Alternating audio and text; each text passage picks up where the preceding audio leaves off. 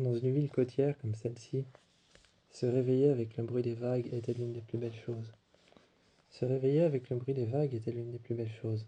Mais la plus belle chose pour moi, c'était la deuxième chose que je faisais le matin après m'être douché et après m'être habillé.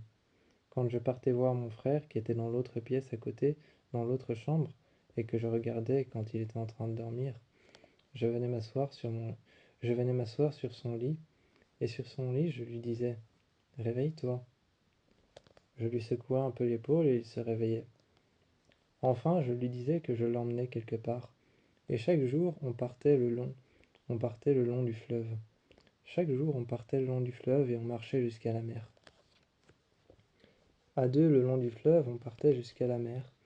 Et une fois qu'on arrivait jusqu'à la mer, on longeait ce petit chemin qu'il y avait le long de la mer.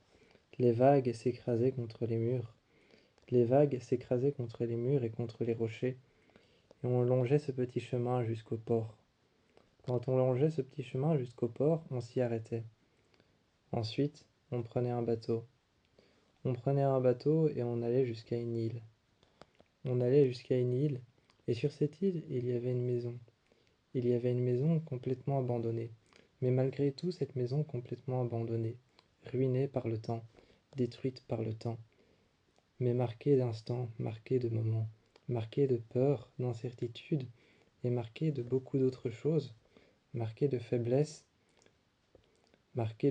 et de force. Cette maison dont les seuls fantômes et les seuls résidents pour le moment ne sont que des souvenirs, des bons souvenirs et des mauvais souvenirs. On y allait, on y passait notre temps. On faisait un sac avec des draps, avec des vêtements. On faisait un sac avec des draps, avec des vêtements, avec des sacs de couchage et on s'y installait. On partait à cette vieille maison sur le côté. Il y avait tout un muret qui entourait la maison. Il y avait tout un vieux muret qui entourait cette vieille maison. Juste à côté, il y avait une deuxième partie de la maison. On s'y installait.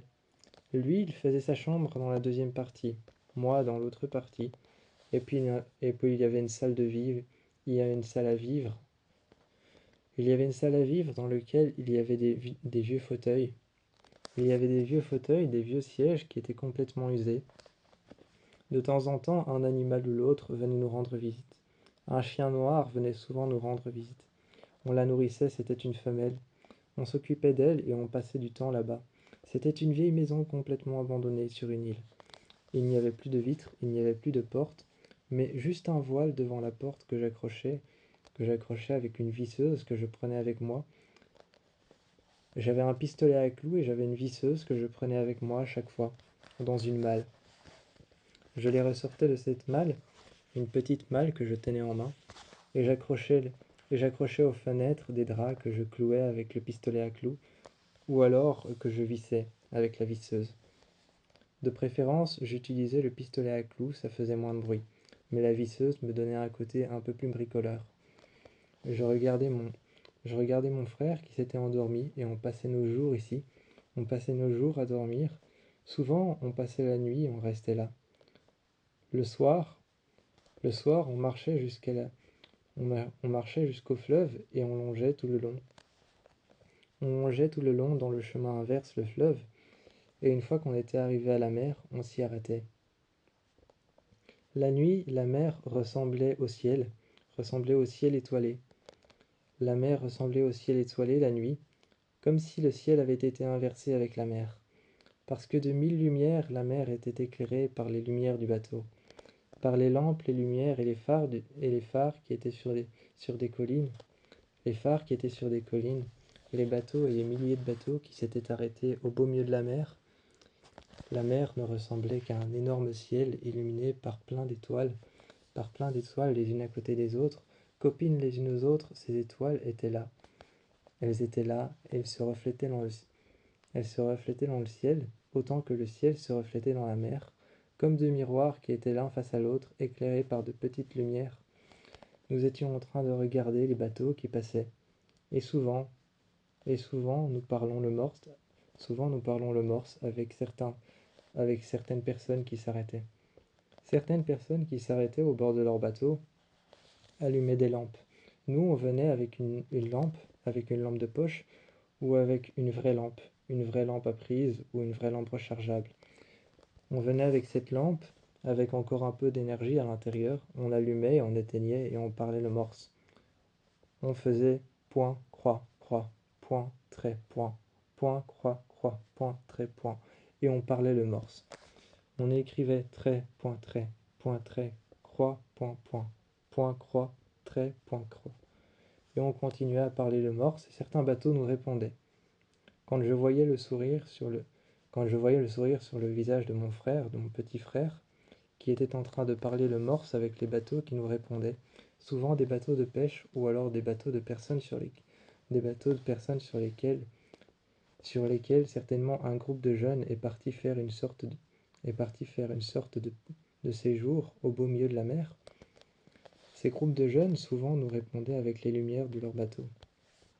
Ils nous répondaient avec les lumières de leur bateau, ou peut-être que c'était avec les lumières de leur GSM. Les lumières paraissaient si petites et on restait là. Ensuite, on rentrait après avoir parlé les morses, on rentrait. On allait dormir, on mangeait un petit quelque chose que j'avais préparé, et on se mettait dans notre chambre. Lui dans la sienne, et parfois il venait dans la mienne, et on mangeait à deux. Ensuite, il repartait dans sa chambre. Le chien souvent partait avec lui. Moi, je me retrouvais tout seul, mais peu importe, le lendemain, je savais que j'allais devoir traverser la deuxième partie de la maison pour aller le réveiller. Il y avait une petite cour au milieu que je traversais pour aller le réveiller le lendemain matin, et on refaisait la même chose. Et le matin, on faisait les calculs de tous les bateaux qui nous avaient répondu quand on parlait le morse le soir. C'était comme ça qu'on fonctionnait.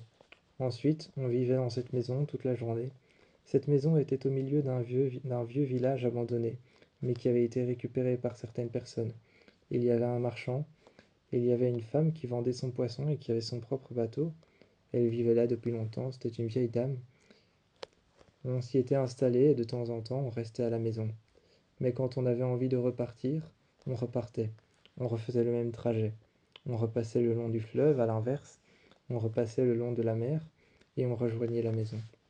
Mais sinon, de temps en temps, on revenait vivre ici, dans ce vieux village abandonné, un vieux village côtier, juste au bord de la côte, qui sent un peu l'odeur des poissons pourris, qui a un peu l'odeur d'un poisson pourri, un peu l'odeur de la viande morte, mais qui a surtout l'odeur de la mer.